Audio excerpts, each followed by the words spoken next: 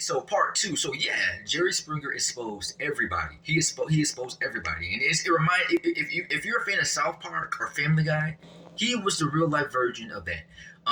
Also, he kind of reminded me of the Murray Show, where the Murray is like, "You're not the father." But yeah, Jerry Springer was a pretty nice guy, be laid back. A lot of people liked him. He was not stuck up or conceited or I'm rich, I'm bragging. He never bragged about how much money he had. He was just pretty much entertaining. And actually, I used to watch his shows a lot in the 1990s. I was born in 1990, so I probably started watching the show probably around 97, 98, and 1999, 2000. So yeah, I was, it was something different. It was very entertaining.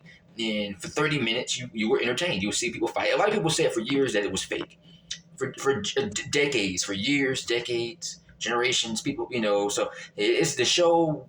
I believe some of the episodes were fake.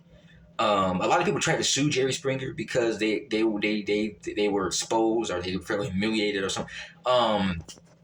These talk shows are pretty much dangerous. Actually, I remember the Jenny Jones. I'll get to that in the next video, in a future video. But Jenny Jones, I think in 1990s, it was 94, 95. I was about 4 or 5 years old. There was a guy that went on the show and he was killed because another man was mad and stuff like that. So these talk shows do humiliate people. They shame people. But yeah, but Jerry Springer, other words, Jerry Springer was died. I can't believe it. I was expecting that, but I didn't even know he was 79 years old.